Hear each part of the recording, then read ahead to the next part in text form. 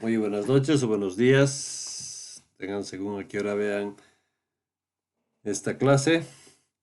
Continuamos ahora con la secuencia de temas de la carrera de medicina, de la materia de fisiopatología de la Facultad de Medicina de la Universidad Mayor de San Simón. Vamos a hacer, como siempre, un breve repaso fisiológico previo, rápidamente un repaso anatómico y luego fisiológico.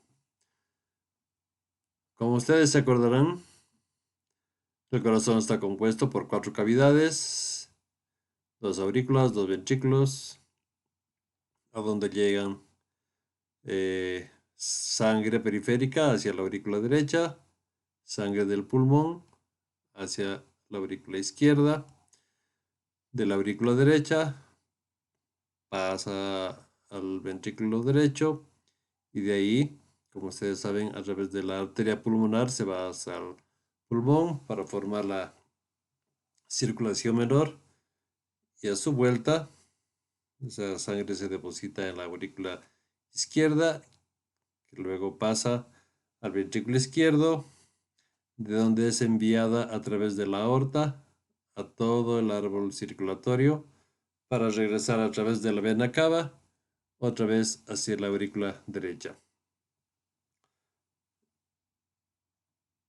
Eso es lo que conocemos como la circulación mayor.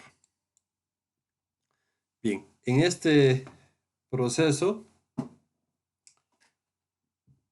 hay dos elementos que son muy importantes que justamente separan los procesos.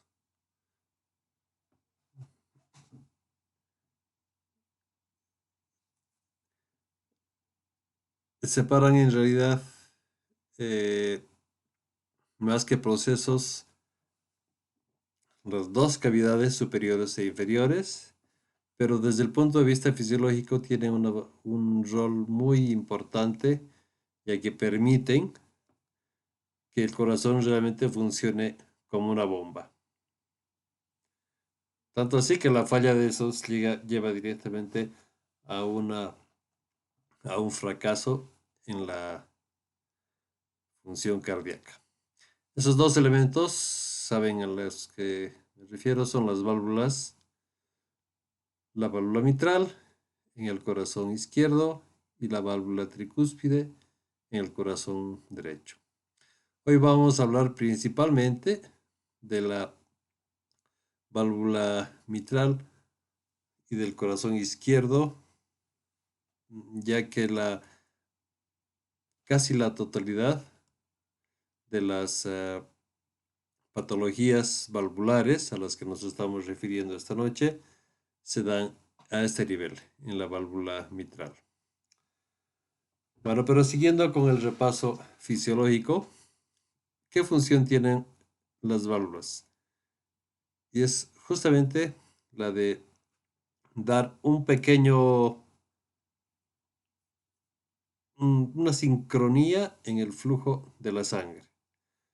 Cuando la sangre llega de los pulmones hacia la aurícula eh, izquierda, llena la aurícula, en ese momento las válvulas están cerradas. Eh, bueno, perdón, están dependiendo en qué momento van a estar abiertas.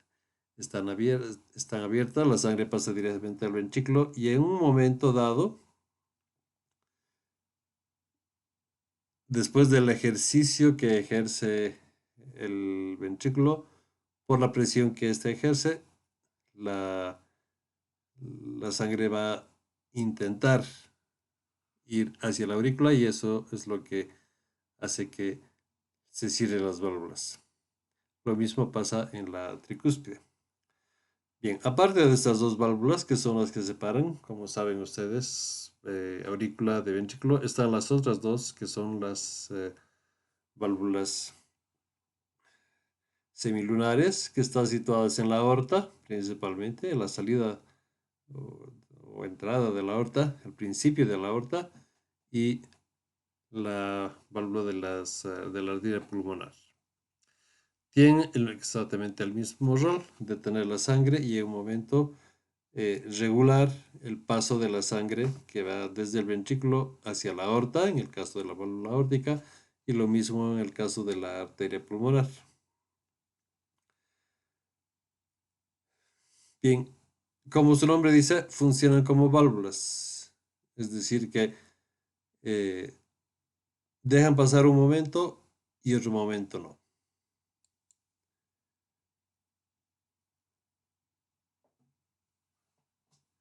En este control del flujo de la sangre, eh, se va, bueno, a la alteración de estas va a producir muchas patologías. Pero, perdón, retornemos un momento a la fisiología. Esta es una vista bastante simple de lo que, cómo están dispuestas las válvulas, la bicúspide, la mitral o la tricúspide. Y es importante mencionar que estas válvulas están unidas por las cuerdas tendinóseas que están unidas al ventrículo. De manera que cuando el ventrículo se contrae y que ejerce gran presión, como vamos a ver en un momento, estas válvulas podrían fácilmente protruir, y de hecho protruir un poco, pero podrían protruir totalmente y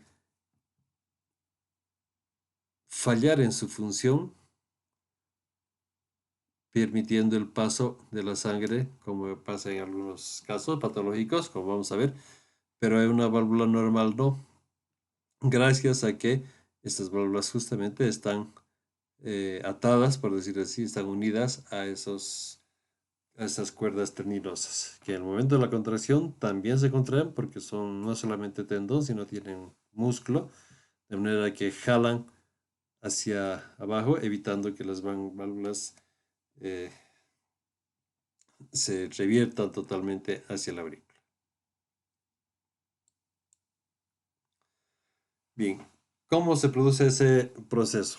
En todo ese proceso de circulación, hablando solamente del corazón izquierdo, si se acuerdan de la parte fisiológica, el ciclo cardíaco, que corresponde a la sístole y diástole, está dividido en 4 fases. Una fase que se llama de llenado, donde va la sangre directamente desde de la circulación menor pulmonar hacia la aurícula, pasa por aurícula y como la válvula auriculoventricular, o sea, la mitral está abierta, pasa directamente hasta el ventrículo. En un estudio que es el más conocido eh, para explicar la función del ciclo cardíaco, eh, se grafica la presión intraventricular, que está en este caso aquí, es esta, izquierdo, ventrículo izquierdo, la presión auricular, ¿no?, que es la línea punteada, tenemos el volumen, estoy saltando un poquito, es el volumen eh, que correlaciona obviamente en el tiempo, ¿no?, cómo va cambiando el volumen durante el periodo de llenado y durante los siguientes periodos. Y ahí aquí abajo ustedes pueden ver el flujo, ¿no? El flujo aórtico y el flujo de la arteria pulmonar. Nos vamos a centrar sobre todo en la parte aórtica, en el corazón izquierdo, como les decía. ¿Okay? Entonces, bueno, aquí tenemos la presión a nivel del ventrículo derecho. Esto es para que vean, es bastante diferente. Eh, pero la diferencia principal está en que en la magnitud, en la presión que ejerce el ventrículo izquierdo y el ventrículo derecho. Bien, vamos a ver rápidamente un repaso entonces de esta parte. Tenemos el primer periodo, que es el periodo de llenado, que les decía, en ese momento la presión ventricular izquierda es prácticamente cero, es muy pequeña porque está abierto y está recibiendo sangre que viene desde la aurícula, ¿sí? Y justamente ahí se produce el, una contracción auricular que, si ustedes ven en la gráfica, está muy relacionada en el tiempo con la onda P. Tiene la onda P e inmediatamente después de eso se produce la contracción auricular, que es la que va a impulsar, digamos, el remanente o lo último que queda de sangre en la aurícula para que pase hacia el ventrículo. Entonces, claro, obviamente aumenta un poquito la presión y esa es lo que llamamos la onda A auricular. Pero la presión ventricular, si bien aumenta ligeramente con esa contracción auricular, no varía mucho. Y si ustedes hacen un seguimiento del volumen, el volumen durante este mismo tiempo ha estado aumentando ligeramente, no es un gran aumento, ¿sí? Y con el aumento con la contracción auricular, bueno, completa el llenado del ventrículo. Luego viene el complejo QRS, que como ustedes saben es la despolarización ventricular. Es solamente bueno, es una despolarización que lleva a una contracción y es una contracción isométrica. Es decir, que hay aumento de tensión importante, pero no hay disminución de la longitud. Y eso dura muy poco. Es el periodo que llamamos contracción isovolumétrica, ¿no? Es contracción isométrica a nivel del músculo y hablando de volumen de todo el corazón, decimos que es eh, una contracción isovolumétrica. En ese momento, la presión del ventrículo intraventricular sube desde casi cero bruscamente hasta 80. En muy poco tiempo aumenta esa presión. Y en ese momento es cuando aquí, al inicio de esa presión, en ese momento es cuando se cierran las válvulas auriculoventriculares, o sea, en este caso la mitral, eh, y al cerrarse la válvula mitral, el ventrículo izquierdo se convierte en una cámara aislada, ya no está junto con la aurícula como era antes, formando una sola cámara porque tenía la válvula abierta. En el momento en que se cierra es una sola cámara, o son cámaras independientes, mejor dicho. Entonces, en ese tiempo, se produce la contracción isovolumétrica.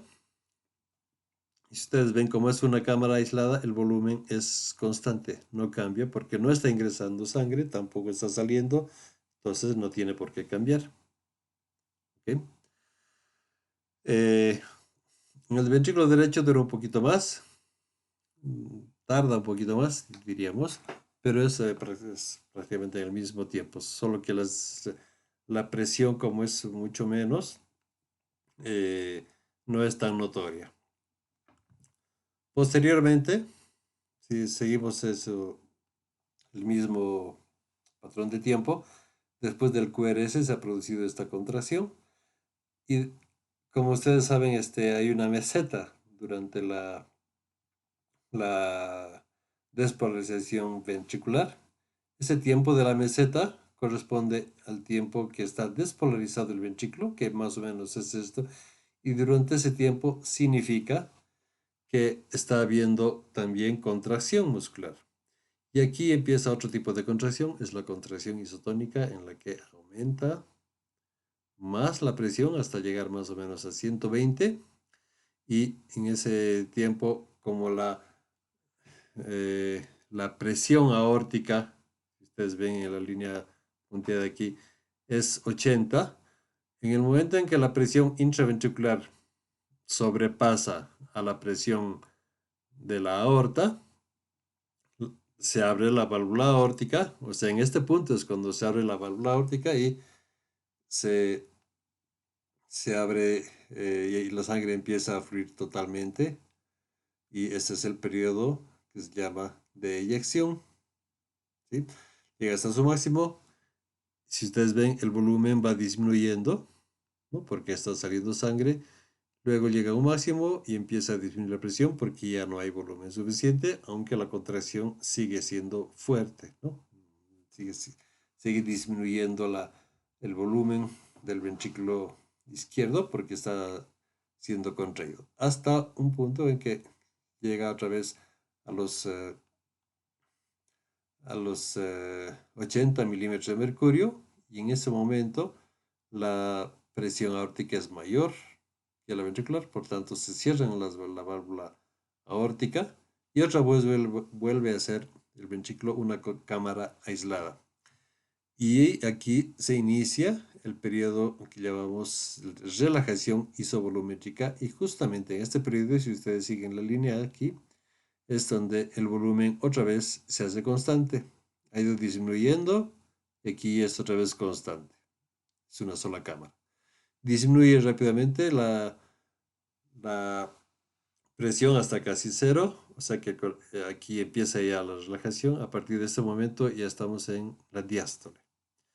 De aquí disminuye totalmente, llega a casi cero y luego eh, inicia, bueno, otra vez el periodo de llenado, porque durante ese tiempo en lo que ha estado pasando todo este proceso de eyección y de contracción, especialmente en el de eyección, si ustedes siguen la curva de la aurícula, a partir de más o menos un cuarto después de iniciada la contracción isovolumétrica, como la sangre sigue fluyendo, por tanto, la sangre sigue viniendo y está llenándose, pero en la aurícula, y por tanto la presión auricular va a ir aumentando hasta este punto en que se abren las válvulas auriculoventriculares cuando la presión ventricular ha bajado.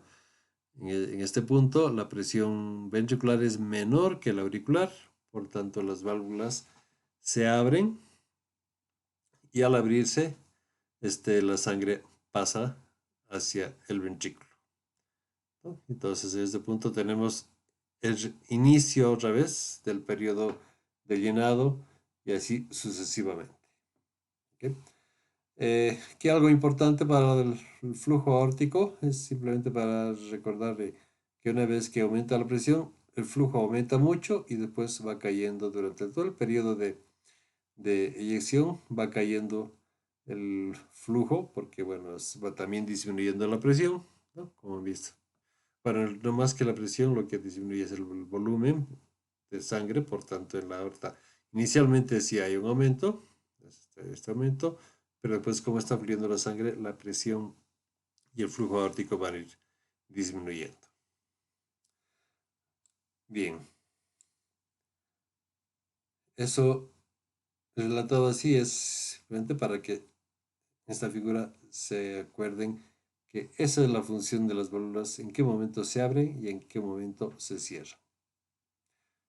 Lo que les decía, al contraerse el ventrículo izquierdo cierra estas válvulas y al relajarse estas válvulas se abren porque la presión aquí en la aurícula es mayor. Y en el periodo de eyección, estas válvulas están cerradas, estas también están cerradas, pero como esta válvula, nos diga, esta cámara está siendo disminuida en su volumen por la contracción fuerte que tiene el ventrículo, estas válvulas se abren y cuando vuelve a los 80, la presión aquí es mayor y estas válvulas se cierran. Son los dos momentos muy importantes. ¿Por qué? Ahorita vamos a ver cuál es la importancia.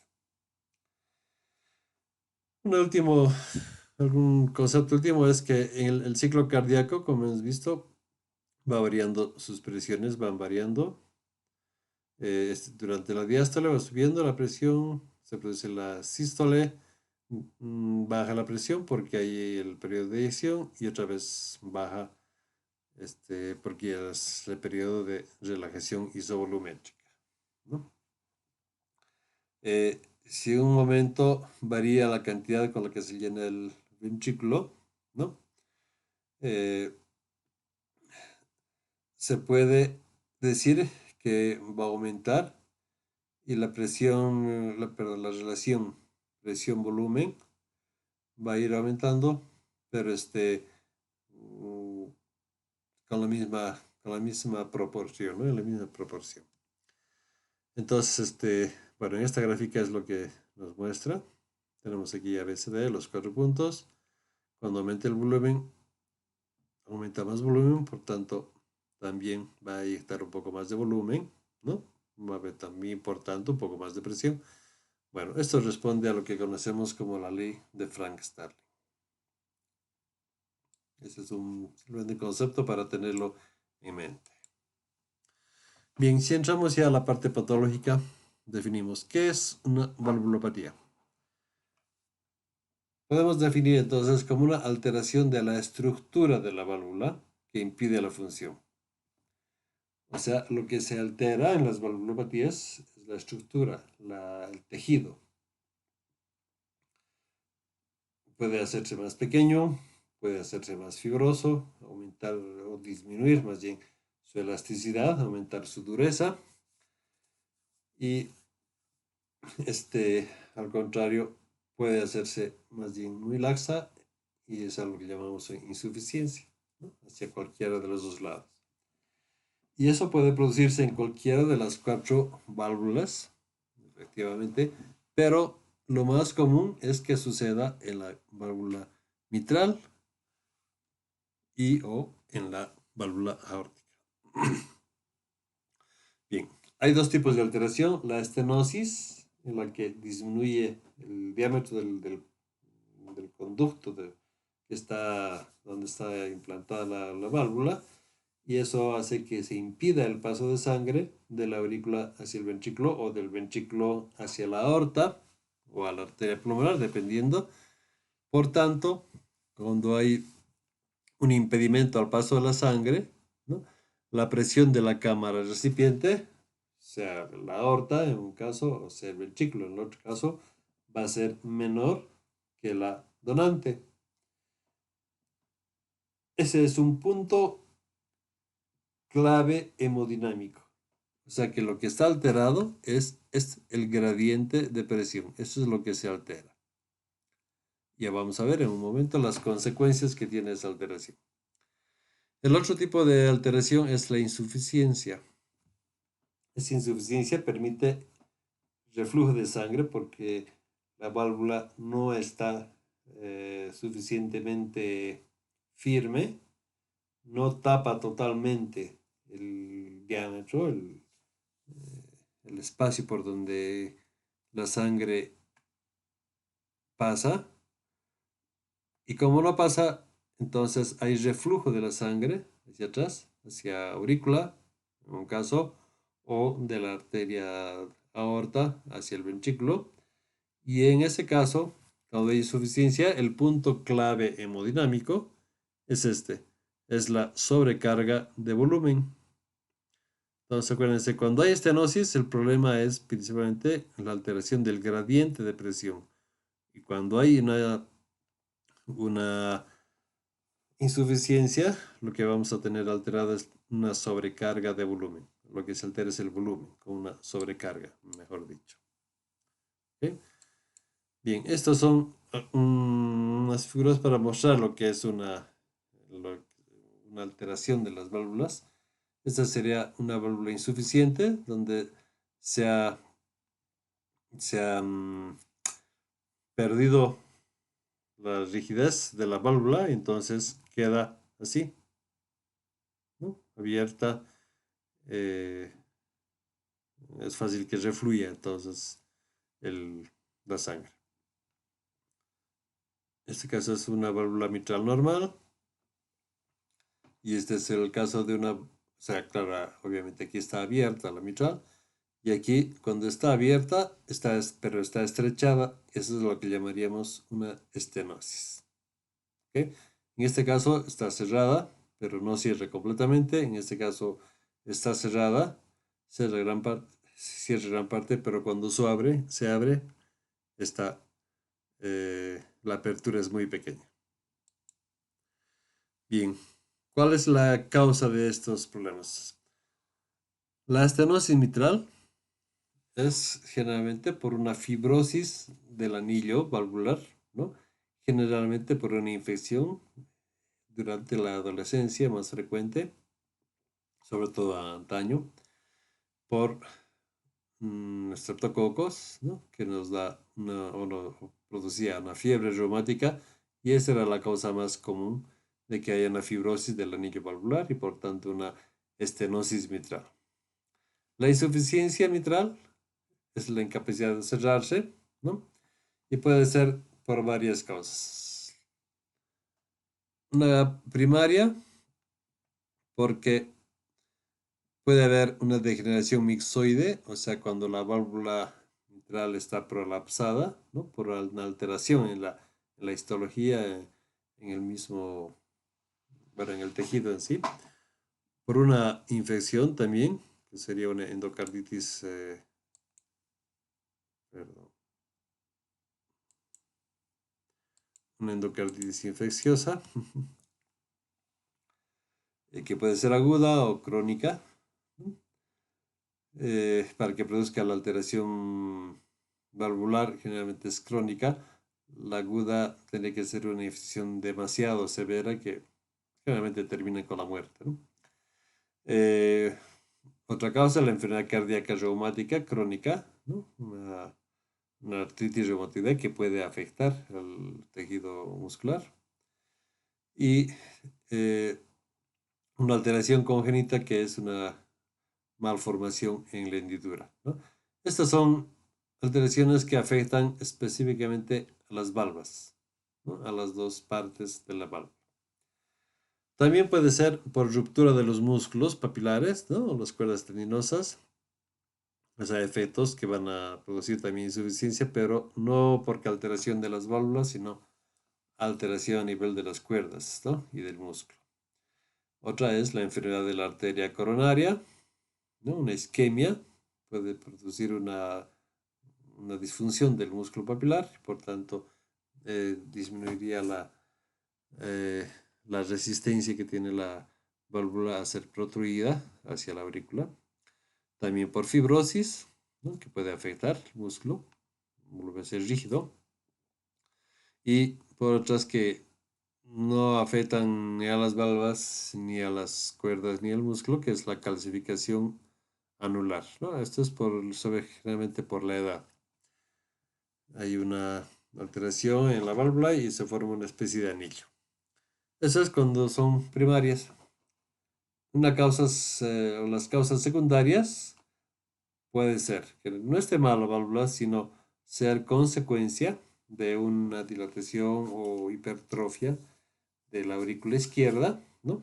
No importa la causa, eso es la causa, otra causa, pero secundariamente esa alteración, ese agrandamiento de la aurícula puede producir una, eh, una alteración de la válvula, ¿no? Puede ser por una cardiomiopatía, dilatación por Chagas, etc. También por una cardiomiopatía hipertrófica con obstrucción o por un infarto del miocardio antiguo, ¿no? Un infarto agudo. Aquí hay un resumen de las causas de la insuficiencia mitral, ¿no? De forma aguda, una ruptura de cuerdas tendinosas, ruptura de músculos papilares, ¿no? Las causas de eso, bueno, por endocarditis, por trauma, por fiebre reumática, como hemos dicho, o por isquemia, ¿no? Por un infarto, por trauma también, por un absceso miocárdico o por perforación de la válvula cuando hay una infección muy severa y una endocarditis infecciosa o también por trauma, ¿no? Un choque, un accidente automovilístico, algo que no necesariamente tiene que llegar hasta ahí, sino un sacudón muy fuerte puede llegar o bueno, lesiones físicas por resonancia podría dar. Es raro, pero puede pasar. Y las crónicas inflamatorias, enfermedad cardíaca, enfermedad de colágeno, por infecciones también degenerativas, degeneración rizomatosa, calcificaciones, ¿no? O ruptura o disfunción de las cuerdas, ¿no? Endocarditis infecciosa, fiebre reumática, isquemia, infarto, absceso miocárdico, etc. Y o si no congénitas. Bueno, es un poco más específico tal vez este cuadro que el anterior. Bien, ¿cuál es la fisiopatología de la insuficiencia mitral? Entonces, la insuficiencia mitral, como se ve, como se ve y hemos dicho que la válvula no está rígida, deja pasar fácilmente, entonces va a producir un reflujo o flujo retrógrado que va hacia la aurícula izquierda. Es decir, que cuando el ventrículo se contrae, aumenta la presión, la sangre pasa hacia la aorta, pero esa presión se reparte por todo el ventrículo y debería ser la válvula formar como parte de la pared y evitar que salga la sangre hacia la aurícula. Pero como está debilitada esa válvula, entonces se produce un reflujo de sangre hacia la aurícula. Eso, primero, como parte de la fisiología natural, interviene un mecanismo de Frank Starling porque el corazón va a ser más distendido, ¿no? La aurícula va a ser más distendida, también el ventrículo porque no va a poder, va a haber más volumen en el ventrículo, por tanto va a estar más estirado y o sea que la carga, la precarga va a estar, aumentada, ¿no? Y esa precarga va a producir una dilatación de la aurícula izquierda y al aumentar la aurícula izquierda aumenta el volumen latido, o sea, va a haber más sangre que vaya hacia el ventrículo, o sea, va a hacer más volumen que va a salir por la aorta, por tanto la fracción de eyección también va a estar aumentada, ¿no? Perdón. Entonces, ese es un inicio de compensación.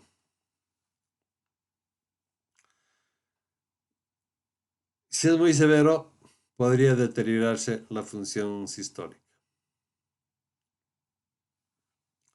Entonces, este reflujo, ¿no? Eh, está determinado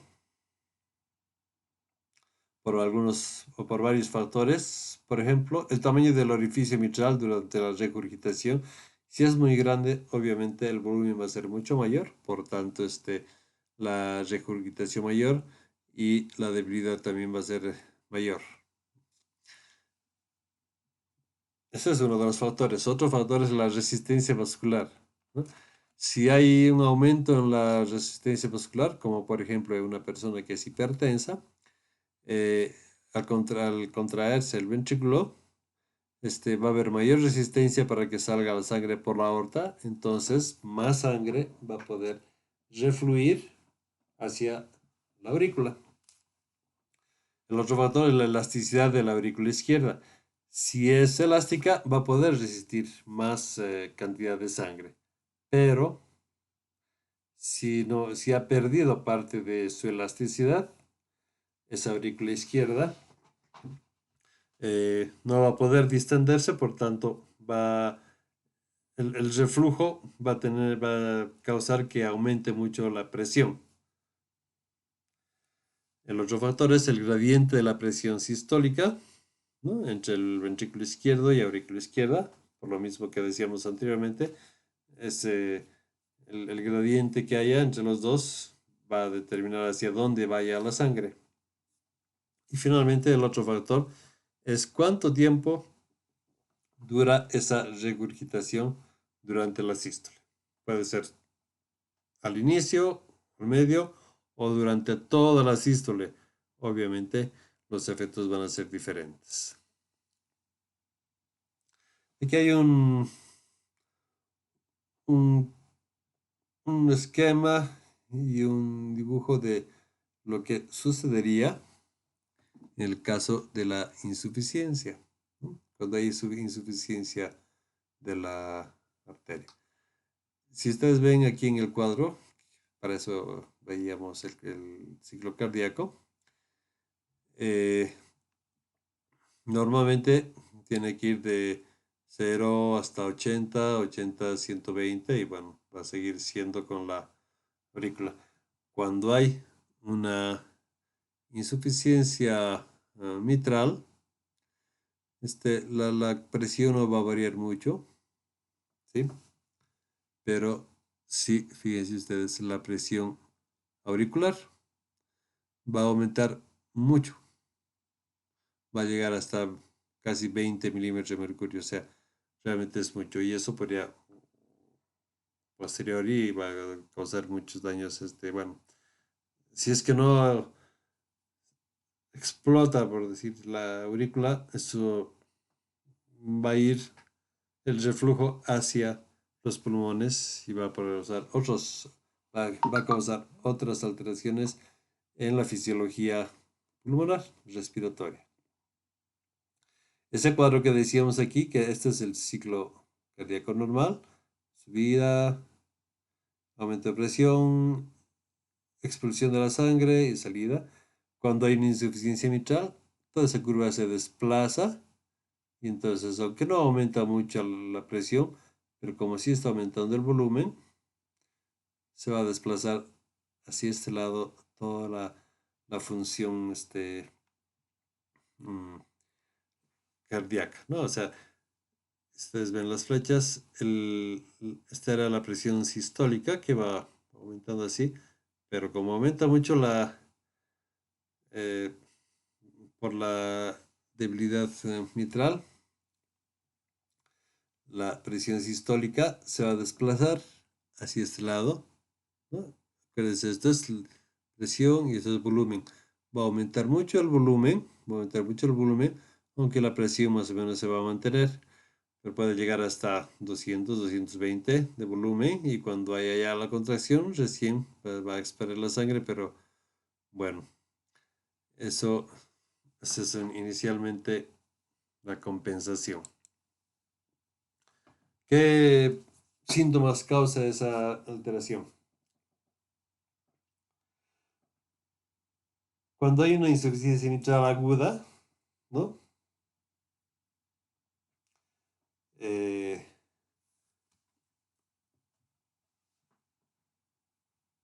la aurícula izquierda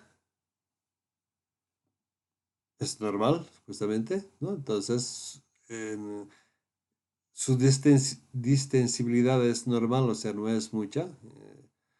Y lo que vamos a tener entonces es que la aurícula sea normal. La presión intraauricular sí va a estar aumentada, ¿no? Porque no se va a poder distender mucho. Va a haber ondas B, como decíamos hace rato, y el efecto hacia atrás, o sea, hacia el pulmón, va a producir un aumento de la presión de la circulación pulmonar y un trasvasamiento del líquido hacia el pulmón, o sea que va a producir un edema pulmonar. Cuando es, bueno, y eso, bueno, entonces va a implicar que tenga el paciente toda la sintomatología de la insuficiencia mitral aguda, ¿no? Que básicamente es congestión pulmonar. ¿Ok? En la crónica, como ha sido muy lento el proceso, la aurícula ya se ha ido adaptando, ¿no? Y lo que vamos a encontrar es una aurícula izquierda dilatada.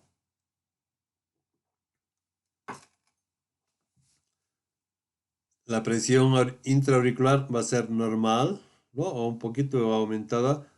¿Por qué? Porque como ya está dilatada, todo ese volumen extra se está quedando en la aurícula, pero se distiende, entonces baja la presión. Las ondas B van a ser, o sea, normales y el gasto cardíaco va a estar bajo.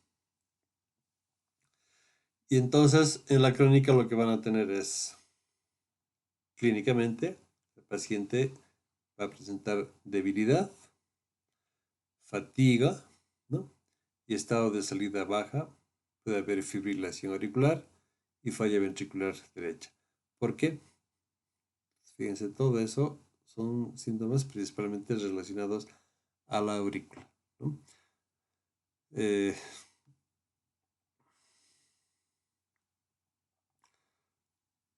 si tenemos un gasto cardíaco bajo, esa es la causa de la debilidad y de la fatiga, ¿no? Y si está muy, muy distendida la aurícula, podemos tener esta fibrilación auricular, ¿no? Que terminará en falla ventricular derecha.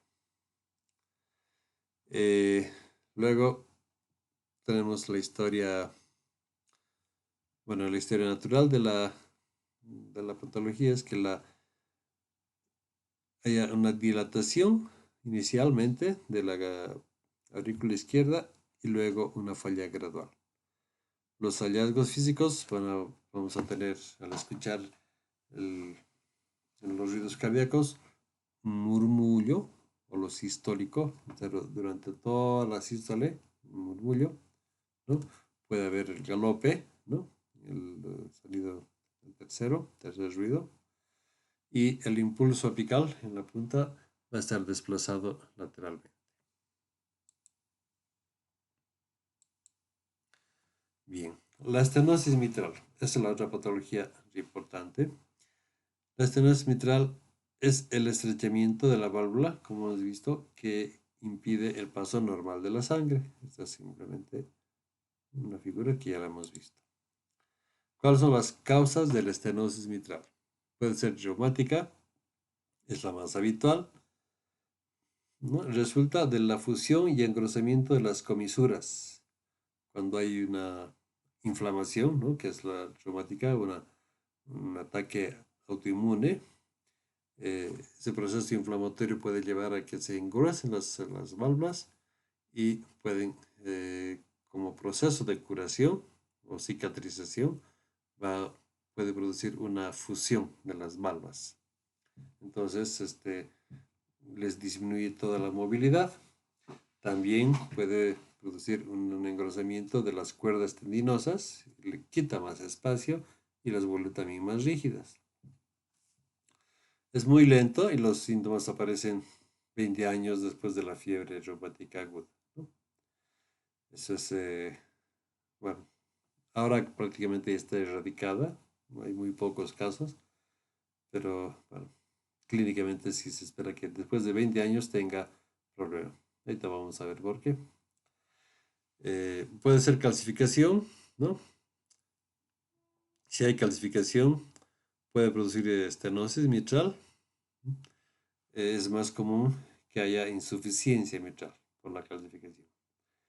Y la congénita, cuando hay una alteración durante en la formación de las válvulas y puede haber una estenosis, entonces va a haber alteraciones los primeros años de la vida, ¿no? Y enfermedad del colágeno vascular, como lupus, artritis reumatoide, bueno, es la misma patología que este otro caso, solo que en este caso vendría a ser infecciosa y aquí la inflamación es de origen autoinmune, ¿no? Pero las dos comparten lo mismo, ambas son reumáticas. ¿Qué es lo que sucede en la estenosis? Tenemos aquí una válvula mitral estenosada. Entonces, si vamos al cuadro el que estábamos viendo antes, fíjense ustedes la presión ventricular en en la fase de contracción isovolumétrica llegaba hasta 80 y luego 100, y luego eso es en el ventrículo.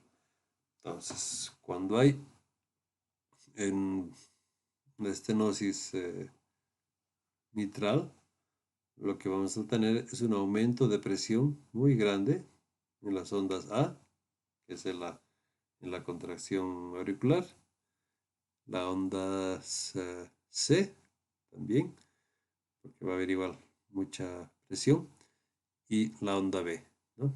Por eso es el elemento clave aquí, la presión. Cuando hay estenosis, lo que varía es la presión. Y en el cuadro del ciclo cardíaco que muestra en relación a la presión volumen, entonces si ustedes fíjense, va a aumentar la presión sistólica. Si se acuerdan del anterior caso, en la insuficiencia aumentaba el volumen, básicamente. En el caso de la estenosis, aumenta la presión, entonces desplaza también todo el ciclo cardíaco en términos de presión y volumen hacia la izquierda, de manera que para, para poder llevar a cabo su función necesita aumentar la presión diastólica de 100, de 80 a más o menos 100, ¿no? Está desplazado, entonces seguramente va a tener hipertensión.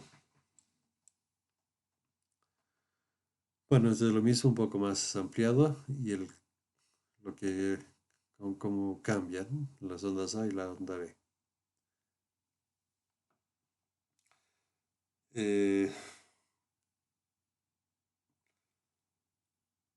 Bueno, eso es simplemente eso. ¿Cuál es su fisiopatología entonces? Cuando hay una disminución del área mitral, hay un aumento del gradiente diastólico transmitral. Significa que la diferencia de presión es mayor entre la aurícula y el ventrículo. Entonces, eso nos lleva, por un lado, al aumento de la presión en la aurícula izquierda y al aumentar la presión en la aurícula izquierda en el mismo sentido que en la insuficiencia mitral, también va a haber un efecto retrógrado, ¿no? Pero de presión principalmente, y como está aumentada la presión, el retorno de la sangre del pulmón se hace más dificultoso, aumenta la presión también intrapulmonar de la arteria, de las venas pulmonares, perdón, y eso va a llevar a una hipertensión pulmonar, eso a una congestión pulmonar, ¿no? Y al haber una hipertensión pulmonar, su efecto retrógrado sigue llegando hacia más atrás, ¿no? Hacia el ventrículo derecho, ya también. Entonces, en el tiempo va a producir una hipertrofia del ventrículo derecho y que puede terminar en una insuficiencia cardíaca derecha.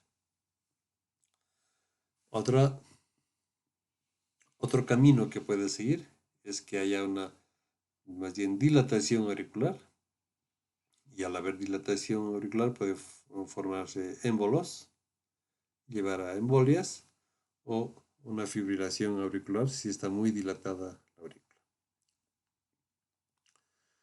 Bien, además, el otro camino, cuando disminuye más bien el llenado del ventrículo izquierdo, o sea, por un lado aumenta la presión, pero por otro lado disminuye el llenado del ventrículo izquierdo, o sea, como hay un impedimento a que pase la sangre, impide que pase la sangre de la aurícula al ventrículo, por tanto, disminuye el gasto cardíaco, hay menos sangre, ¿no? Y por tanto va a llevar a un estado de necesidad de oxígeno que se va a expresar a través de la disnea.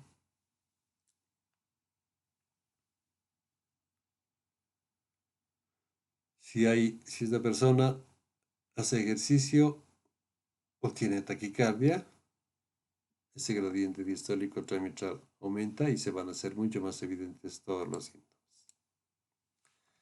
¿Cuáles son los síntomas ahora en sí?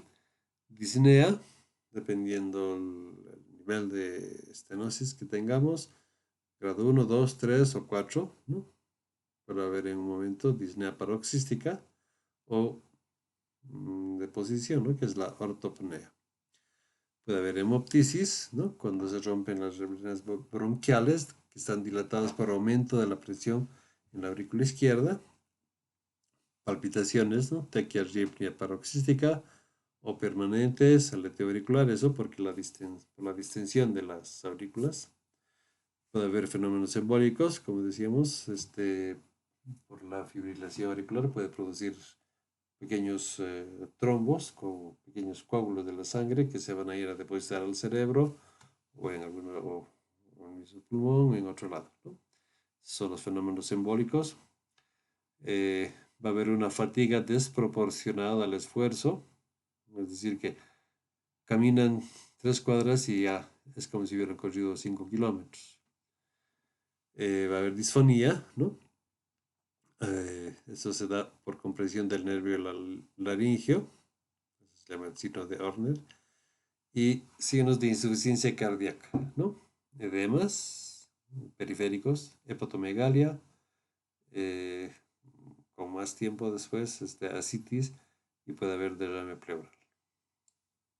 Todas son consecuencias de una estenosis. Bien, en la otra válvula, la insuficiencia aórtica.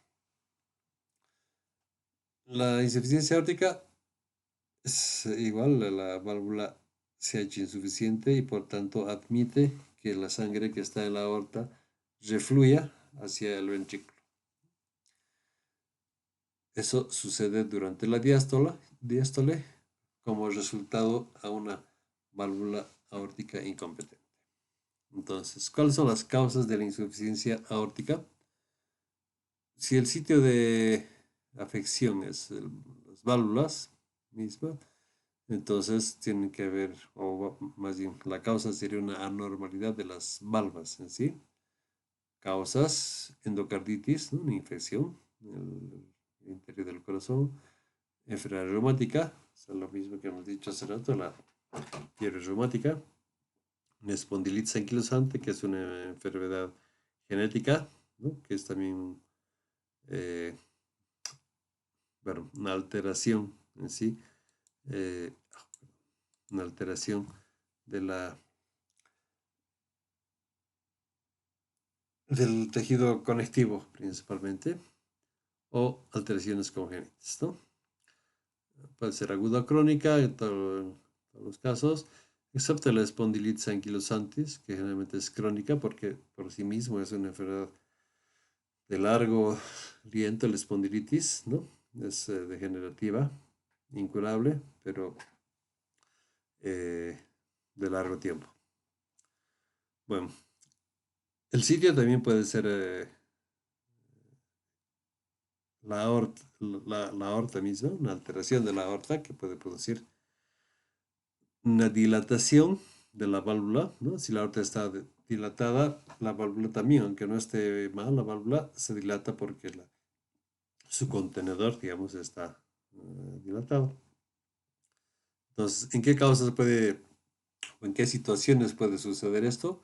Cuando hay aneurisma, trastornos hereditarios del tejido conjuntivo, ya más que bueno, trastornos hereditarios, diríamos cualquier alteración del tejido conjuntivo, ¿no? En lupus, por ejemplo, en síndrome de Marfan, donde también el tejido conjuntivo está afectado, es una enfermedad también genética. El síndrome de Ehlers-Danlos es otra alteración, otra enfermedad, pero también del tejido conectivo. Y lo mismo la osteogénesis imperfecta. Todos estos son alteraciones del tejido conjuntivo, todas esas cuatro son, las últimas tres son este, genéticas, ¿no? Bueno, todos pueden ser agudas o crónicas, ¿no? Y esta es generalmente crónica y todas estas bueno, son también crónicas. Eh, También puede ser por inflamación, cuando hay una aortitis, por sífilis, que antes era muy común, actualmente ya no. Enfermedades artríticas, espondilitis anquilosante, ya hemos dicho, síndrome de Reiter, artritis reumatoidea, lupus eritematoso, necrosis quística. Todas estas que producen alteraciones inflamatorias, ¿no? Que van a llegar a bueno, van a llevar a una inflamación de la válvula y por eso se hace incompetente. ¿Okay? Y finalmente puede haber cuando hay un desgarro con pérdida de soporte comisural, ¿no? Por trauma generalmente, ¿no? O por una disección de la aorta, ¿no? Cuando está tan fuerte la presión que se va rompiendo. Esas son generalmente agudas. ¿Qué es lo que sucede desde el punto de vista fisiopatológico? Como ven ustedes, ya tenemos, ya conocemos bien el ciclo cardíaco, el proceso de la contracción isovolumétrica, eyección y relajación isovolumétrica. Como hay una estenosis aórtica, la presión, ustedes ven aquí, la presión va a estar disminuida. O sea, el corazón no va a poder alcanzar la presión necesaria para que fluya la sangre. Y ustedes ven aquí la alteración principal es en la curva de la aorta. Disminuye hasta 80, pero no es hasta 80, sino hasta 50, ¿no? O sea, baja mucho la presión del arterial. Entonces, ¿por qué? Porque hay muy poco, más bien muy poco volumen. Entonces, lo que sucede es en que durante la contracción isovolumétrica aumenta la presión, haciendo mucho esfuerzo del corazón, llega hasta más o menos casi 120, en realidad no llega a los 120, pero bueno, poco menos, digamos, ahí, en 80 se cierra, pero baja rápidamente. ¿Por qué? Porque la cantidad de sangre que ha pasado es, bueno, puede ser suficiente, pero esa sangre se ha vuelto hacia el ventrículo, ¿no? Por tanto, la cantidad de sangre que está circulando es poca, bueno, no poca, sino es menor que la normal. Por tanto, va a haber gasto cardíaco, como hemos visto, disminuido. Y en el cuadro que vemos aquí del mismo ciclo cardíaco, ¿no? En la relación presión-volumen, el volumen, como es una esterosis, va refluyendo de la aorta hacia el ventrículo, entonces el volumen va aumentando, aumentando, aumentando y puede llegar a hacerse tanto como más de 200, 250. O sea, todo el ciclo está desplazado hacia la izquierda, hacia el volumen, y para compensar tiene que aumentar mucho la presión, y entonces va a tener que llegar a una presión como aquí de 200, 190, 200 milímetros de mercurio para poder compensar, alcanzar, digamos, ese volumen, eh, para poder mandar el volumen necesario para que circule. ¿Cuál es la fisiopatología? ¿Cómo funciona? Eh, cuando no hay, bueno, cuando hay insuficiencia valvular, el reflujo en la sístole pasa sin ningún problema, en la diástole refluye. Entonces el ventrículo se llena de sangre, va a estar otra vez lleno de sangre. Entonces, ¿qué es lo que sucede? Es esta aurícula, ¿no? La aurícula pasa al ventrículo, pasa a la aorta y vuelve. Eh, Como hay ese volumen, el volumen sistólico efectivo disminuye porque sale en 100, pero solo 80 se quedan, ¿no? Entonces, por ley de Starling, tiene que compensar. Entonces va a aumentar el volumen sistólico de eyección. ¿Por qué? Porque aquí hay más. Hay mucha más líquido, por tanto está distendiendo las paredes ventriculares, por tanto la fuerza que ejerce el corazón va a ser mayor por la compensación, ¿no? Por la ley que tiene, por sus propias características, ¿no? Se aplica la ley de Starling. Entonces aumenta el volumen sistólico de eyección. Entonces, si salen 100 y solamente y vuelven 20, o solamente se han quedado 80, entonces para la siguiente tiene que mandar esos 100 más esos otros 20, o sea, son 120. Y así va a ir aumentando, ¿no? Entonces aumenta el volumen sistólico de eyección. Entonces, si eso se normaliza, bueno, se va a compensar y pueden pasar años, ¿no? O décadas y no va a haber ni síntomas y lo único que se podría encontrar después de años es un soplo sistólico aórtico si es que logra compensarse y no avanza la insuficiencia. El otro efecto es que hay una sobrecarga del volumen, ¿no? O sea, la precarga, que está aumentada el volumen ventricular, ¿no? Por tanto, va a producir una dilatación ventricular, estrés de la pared, hipertrofia del ventrículo izquierdo y aumento del consumo de oxígeno, ¿no? Esas son las cuatro consecuencias. Entonces, de ahí puede pasar a que se normalice y se adapte el corazón con un nuevo volumen de edición y no haya ningún problema. Pero puede pasar también que no se adapte y entonces produzca hipoxia. Y la hipoxia produzca una angina, o sea, una isquemia del corazón. La angina, como no va a tener suficiente oxígeno, ¿no? La angina puede producir una insuficiencia ventricular izquierda que, bueno, ya tendrá su consecuencia, ¿no? A esta insuficiencia también se puede llegar, ¿no? Si es que después de años, como hemos visto, cuando se deteriora mucho el ventrículo, ¿no? Y entonces van a tener disnea, aptornea, disnea paroxística, etcétera, y puede llegar a una insuficiencia ventricular izquierda. Bueno, mucho tiempo. Y otra vía, otro proceso es que se involucra a la aorta, ¿no? Si hay un aumento en el volumen ventricular, ¿no? Va a aumentar la presión sistólica y va a disminuir la presión diastólica, o sea, se va a hacer mayor la presión diferencial y eso puede llevar a esto, ¿no? A la disminución de la perfusión coronaria, por esto sobre todo, porque la presión diastólica está baja. Y entonces, bueno, vamos a tener toda la consecuencia de hipoxia y la hipoxia no angina y la insuficiencia ventricular izquierda y que en un momento puede llevar a un infarto.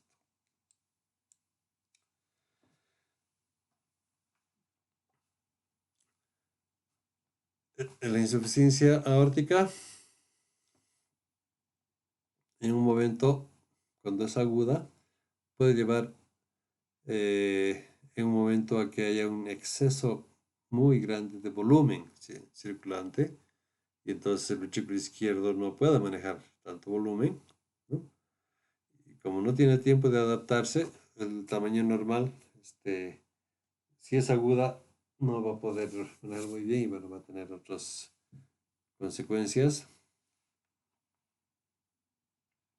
Y a través del mecanismo de Frank Starling va a intentar compensar, pero no va a poder mantener el minuto cardíaco porque es en muy poco tiempo, ¿no? Tienen para adaptarse, así como decíamos anteriormente, para que sea varios años, tiene que tener tiempo suficiente para adaptarse. Pero si es agudo, de pronto recibe mucho volumen, el doble, digamos, en lugar de recibir los 100, recibe 200, no tiene tiempo de adaptarse.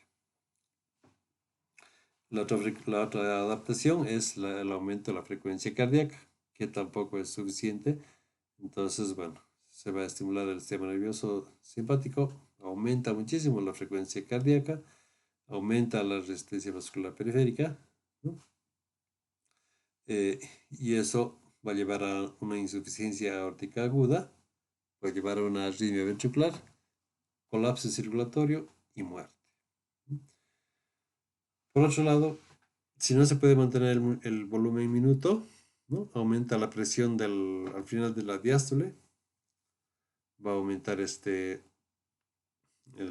presión en la aurícula izquierda, aumenta toda la presión también de manera retrógrada hacia los pulmones y termina en un edema pulmonar. Eso es cuando hay una alteración aguda de la válvula aórtica.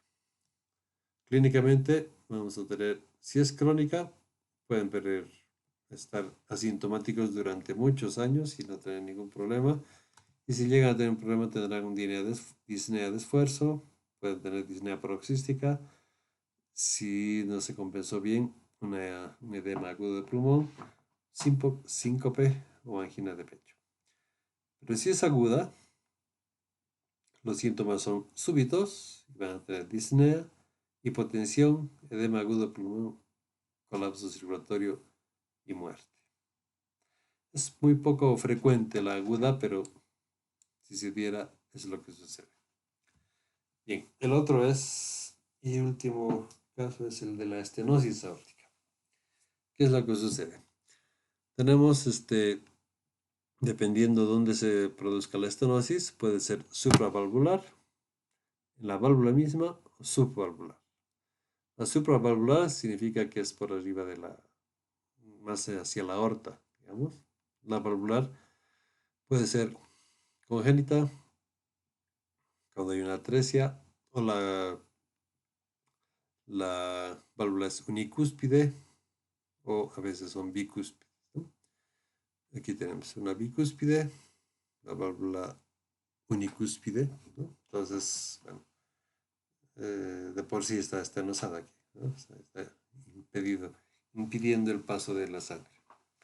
Y si es adquirida, puede ser fiebre reumática, que es lo más común también, ¿no? O degenerativa, ¿no? Por alguna enfermedad del colágeno.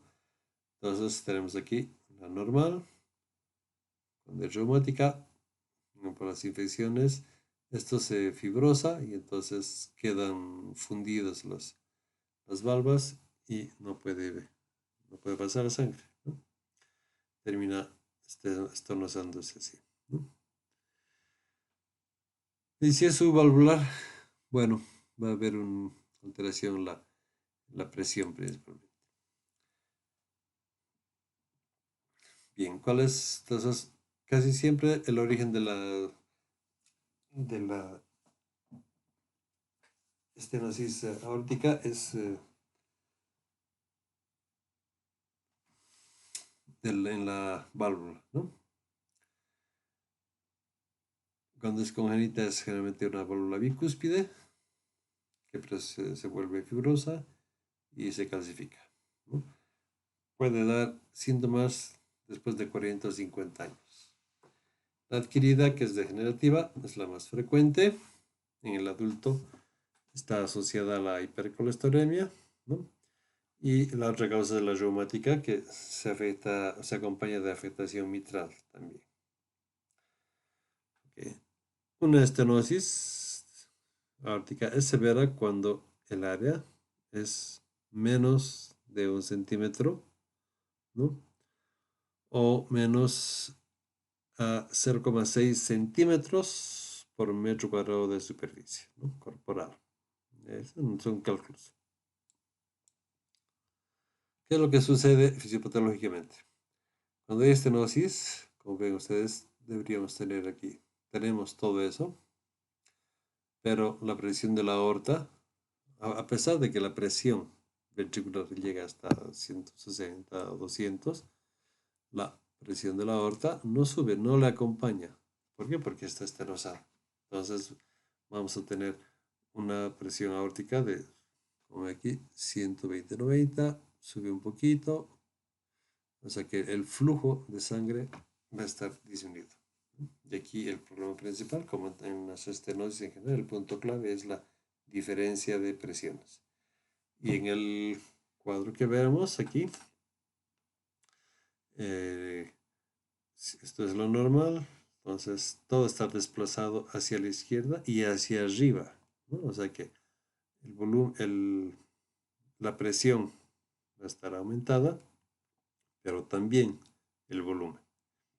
Entonces, para poder compensar, el ciclo cardíaco tiene que hacerse así y es mucho esfuerzo. Tiene que hacer la contracción ventricular, tiene que ser suficientemente grande para alcanzar, digamos, en este caso, hasta los 200 milímetros de mercurio, ¿no? A pesar de que la presión aórtica, la presión arterial, apenas va a ser la 100, de 90, ¿no? Va a ser muy bajo en sí, pero la diferencial van a encontrar muy bajita, ¿no? 120, 90, digamos, en este caso. Bien, ¿cuál es la fisiopatología de la estenosis aórtica? Tenemos aumenta la poscarga, la resistencia a la salida de la sangre, ¿no? Disminuye el volumen de eyección. Eso causa que tenga que esforzarse mucho el ventrículo y eso es un estrés parietal, ¿no? Que está sometido a un aumento de la presión. Eso lleva a una hipertrofia concéntrica, disminuye la distensibilidad, disminuye la hipertensión de la aurícula izquierda, perdón, lleva a la hipertensión de la aurícula izquierda y eso lleva a la hipertensión pulmonar y congestión pulmonar y finalmente edema pulmonar, ¿no? Por otra parte, como necesita hacer tanto esfuerzo, sus requerimientos de oxígeno son mayores, entonces aumenta el consumo de oxígeno, ¿no? Eh, y como está haciendo mucho más esfuerzo, comprime más a las coronarias y eso es más bien es el efecto contrario, ¿no? Aumenta la presión telediastólica del ventrículo izquierdo, ¿no? Al final de la diástole están comprimidas, digamos, todavía las coronarias, ¿no? Y entonces disminuye el gradiente diastólico, o sea, de oxígeno, ¿no? Eso estamos hablando del oxígeno en esta última parte. Y lo que va a producir es una angina o insuficiencia cardíaca congestiva, ¿no? Eh, bueno, y hay un dicho así, algo ya establecido, de que a pesar de que el flujo coronario sea mayor en términos absolutos, una vez que aparecen los síntomas, cuando hay angina, síncope, disnea, etc., la supervivencia es inferior a 3 años. Significa que la estenosis, bueno, ya ha afectado bastante al corazón y a todo el sistema, entonces es difícil recomponer todo eso.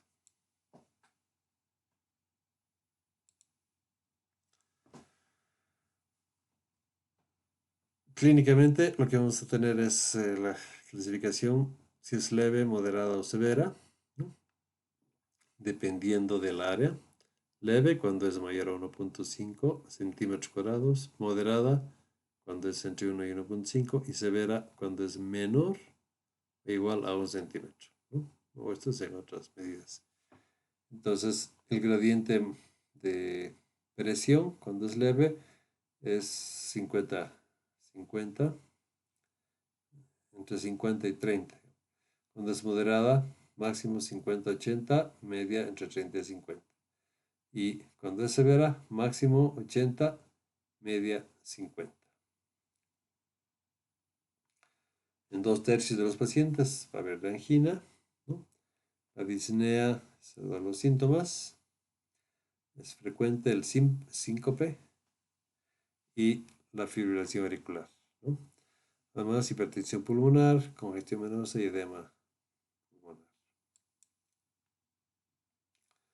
En resumen, tenemos todo esto. La estenosis aórtica, su principal problema es el gasto cardíaco, nos llevan a alteración transmural, hipertensión ventricular, eh,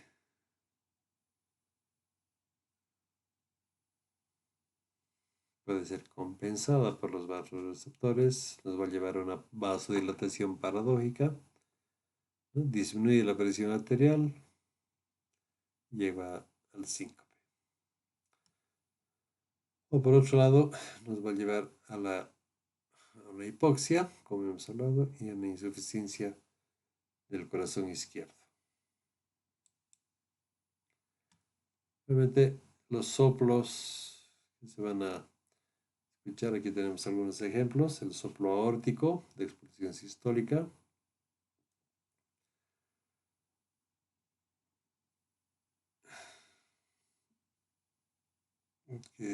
Bueno, empieza provoca después del primer ruido y termina antes del segundo. Soplo pulmonar largo de expulsión sistólica en la estenosis pulmonar, ¿no? Que es durante toda la sístole ventricular. El soplo pansistólico en la insuficiencia mitral o tricuspidea durante toda la sístole. El soplo diastólico es por la insuficiencia aórtica o pulmonar. El soplo diastólico retardado de estenosis mitral se produce después del chasquido de apertura.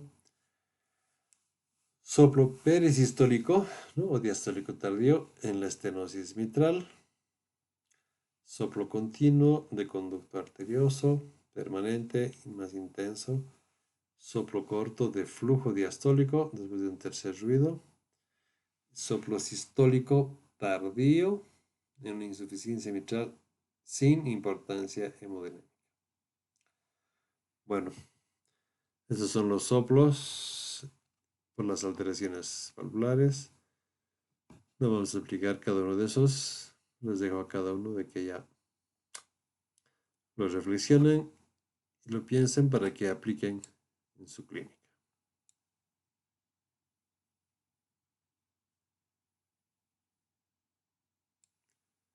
Muchas gracias. Y aquí terminamos la clase.